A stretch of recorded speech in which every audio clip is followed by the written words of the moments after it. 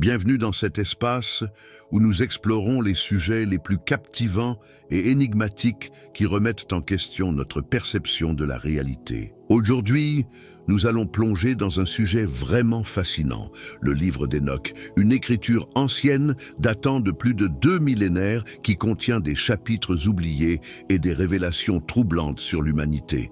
Ce texte ancien, plein de mystères, a eu un profond impact au cours des premiers siècles de l'ère chrétienne, éveillant la curiosité de ses lecteurs avec ses histoires singulières. Cependant, au fil du temps, il tomba dans l'oubli et resta caché jusqu'à ce qu'il soit redécouvert en Abyssinie, aujourd'hui Éthiopie, au XVIIe siècle, après des siècles de pertes. Préparez-vous à un voyage à travers des secrets interdits et des révélations troublantes qui ont défié l'entendement humain. Le livre d'Hénoch, considéré comme un texte controversé depuis sa découverte, fait l'objet de débats depuis des siècles. Il raconte des histoires d'anges déchus, de géants terrifiants, une cosmologie déroutante et des prophéties qui ébranlent les fondements de la connaissance humaine. Bien qu'il documente les événements précédant la naissance de Jésus, il n'a jamais été inclus dans le canon de la Bible moderne, et son origine divine reste sujette à caution par certains érudits. Malgré cela, le texte a été intégré aux écrits sacrés de la tradition chrétienne éthiopienne après sa redécouverte en 1773. On pense qu'il contient des révélations troublantes sur l'humanité, notamment de sinistres prédictions sur l'avenir. Mais quels autres secrets pourraient se cacher parmi ces pages anciennes? Pourquoi a-t-il été exclu des écrits officiels? Que nous disent ces lignes anciennes sur les origines des démons, des géants et des connaissances interdites transmises par les anges déchus? Rejoignez-nous pour explorer les secrets de cette ancienne Bible vieille de 2000 ans. Également connu sous le nom de livre éthiopien d'Hénoch, ce texte pseudepigraphique a ses racines dans l'Ancien Testament et remonte à une époque antérieure à l'arrivée du Christ. Son manuscrit original a été perdu au IVe siècle et redécouvert des siècles plus tard en Éthiopie. Depuis, la communauté chrétienne abyssinienne l'a adopté comme guide pour ses pratiques religieuses. Sa préservation a également été favorisée par l'intérêt de groupes considérés comme hérétiques, comme les manichéens, qui ont incorporé des éléments des traditions iraniennes, grecques et égyptiennes. Malgré sa valeur historique, de nombreux théologiens ont rejeté ce texte, arguant de son manque d'inspiration divine. Le contenu du livre d'Hénoch est profond et énigmatique. Il contient des histoires d'anges rebelles, de géants monstrueux et de visions cosmologiques qui défient la compréhension traditionnelle. Ces histoires présentent également des similitudes avec des histoires de la mythologie babylonienne. Il s'agit d'une collection d'œuvres apocalyptiques qui dépeignent un monde qui existait avant le déluge. Mais qui était réellement Hénoch? Selon la Bible, il s'agissait d'un personnage qui vivait à l'époque antédiluvienne, c'est-à-dire avant le grand déluge de Noé. Il était l'arrière-petit-fils d'Adam, le père de Jared et le grand-père de Mathusalem, connu comme l'homme le plus âgé des Écritures. Hénoch, comme mentionné dans la Genèse, marcha avec Dieu et fut emmené directement au ciel, évitant ainsi la mort, un privilège partagé uniquement avec le prophète Élie. L'histoire d'Hénoch n'est pas seulement significative au sein du christianisme, mais aussi dans d'autres traditions religieuses. Dans le Coran, par exemple, certains érudits l'associent au prophète Idriss. Son ministère a ouvert la voie à la mission de Noé et de son arche. De plus, des fragments du livre d'Hénoch ont été découverts parmi les manuscrits de la mer Morte, découverts dans une grotte près de Qumran par des bergers bédouins dans les années 1940.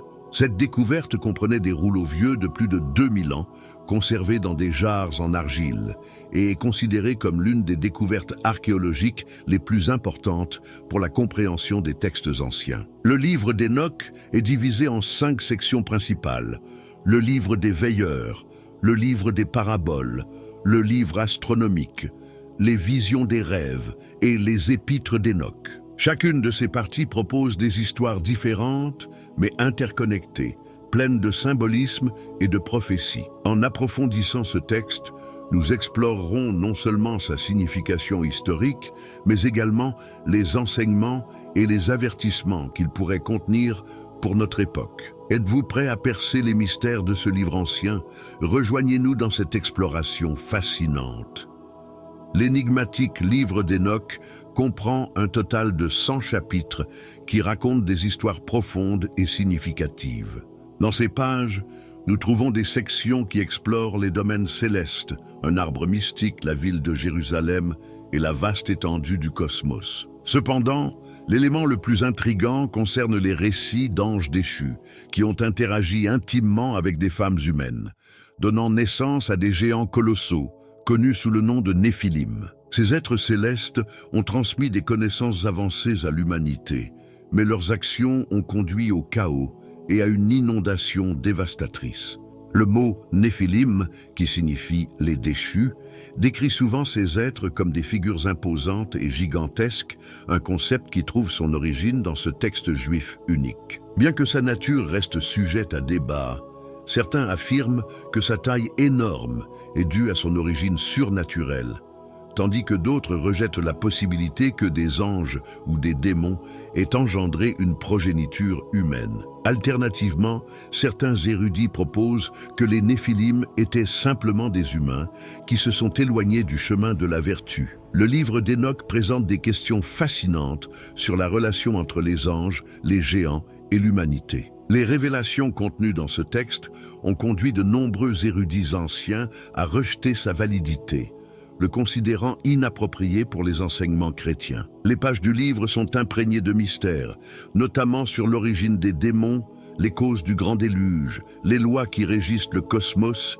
et la raison de la rébellion angélique. Cela soulève également des questions sur les intentions des anges déchus et les énigmes entourant la création divine. Parmi leurs histoires, nous trouvons des histoires sur Uriel, un archange entouré de secrets, et sur un prétendu règne messianique millénaire. Ce recueil d'énigmes continue de captiver les lecteurs avec ses descriptions détaillées et provocatrices. L'une des histoires centrales d'Hénoch raconte l'arrivée de 200 observateurs angéliques descendus sur Terre. Ces êtres, dirigés par des personnalités telles que Semyaza et Azaël, ont participé à des actes immoraux qui ont corrompu l'humanité. Ces unions interdites avec des femmes humaines ont non seulement produit des géants, mais ont également conduit à la connaissance des arts et des sciences occultes. Par exemple, ils ont révélé l'art de la guerre, la fabrication d'armes et les pratiques astrologiques. Cette connaissance, bien qu'avancée, a déclenché le chaos parmi les humains, les éloignant de leur objectif spirituel. Parmi les anges déchus, on mentionne Asbel, Gadréel et Pénému, qui ont été identifiés comme instigateurs de l'iniquité. Ces histoires mettent en lumière les interactions complexes entre le céleste et le terrestre, ainsi que leurs conséquences dévastatrices. Le livre offre également un aperçu unique de la création de l'univers. Selon les chapitres 28 et 29, Hénoch a reçu des révélations directement de Dieu sur les secrets de l'existence. Avant la création, tout était ténèbres.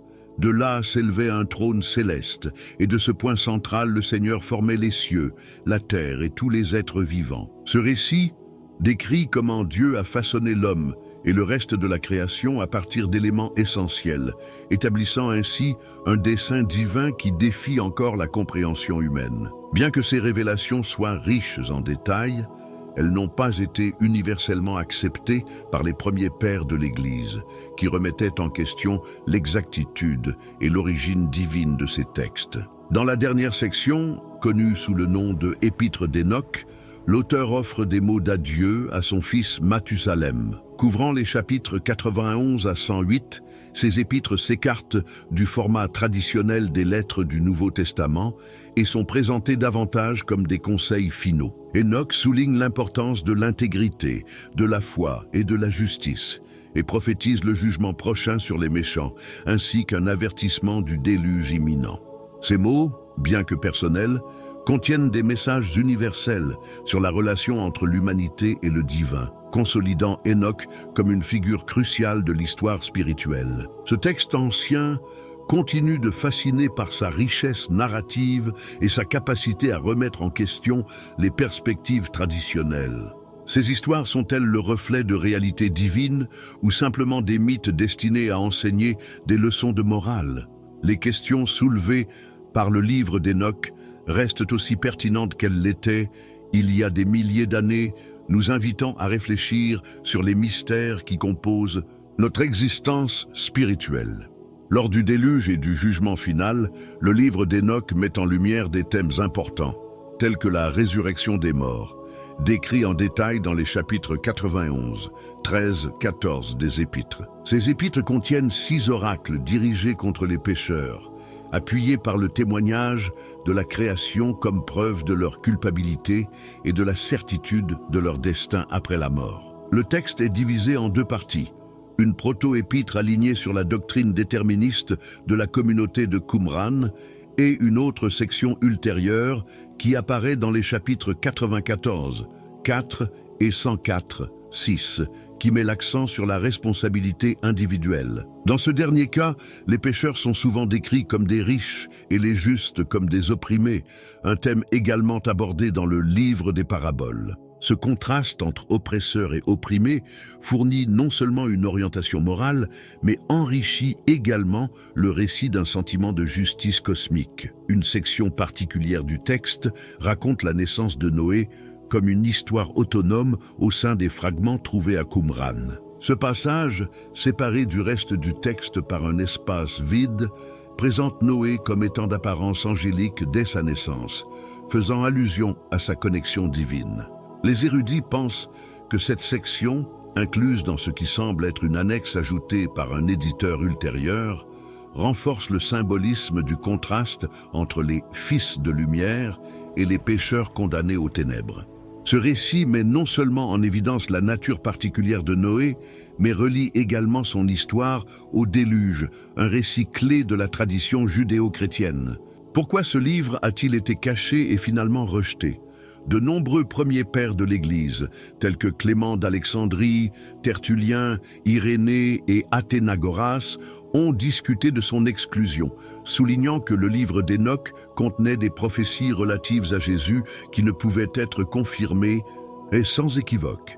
De plus, le livre a été retiré des canons formels du Tanakh, de la Septante et des Deutérocanoniques, parce qu'il était perçu comme incompatible avec les enseignements fondamentaux de la Torah. Rappelons que la Torah, composée de la Genèse, de l'Exode, du Lévitique, des Nombres et du Deutéronome, constitue la base des lois et des enseignements du judaïsme. La prétendue incongruité avec ces écrits sacrés a conduit au rejet du texte tant par les dirigeants juifs que par les autorités chrétiennes ultérieures. Malgré son exclusion, le livre d'Enoch était connu et largement utilisé parmi les premiers chrétiens. Cependant, son contenu doctrinal non orthodoxe a amené les autorités ecclésiastiques à l'interdire, entraînant sa disparition presque totale. Cet acte de censure reflète les tensions théologiques de l'époque et la lutte pour définir un canon biblique officiel aligné sur les enseignements dominants. Bien que le livre ait été supprimé, son influence persiste dans les débats modernes sur la spiritualité, la tradition et l'interprétation des Écritures anciennes. Merci de vous joindre à nous dans cette exploration fascinante du mystérieux livre d'Enoch. Si cette vidéo a piqué votre intérêt, n'oubliez pas de liker, de laisser un commentaire et de la partager avec ceux qui pourraient trouver ce sujet tout aussi intriguant. De plus, nous vous invitons à vous abonner à notre chaîne pour continuer à profiter de contenus qui remettent en question votre perception du monde et vous plongent dans des connaissances cachées. Votre soutien nous motive à continuer à explorer les secrets les plus fascinants de notre histoire et de notre spiritualité. Merci et à la prochaine fois.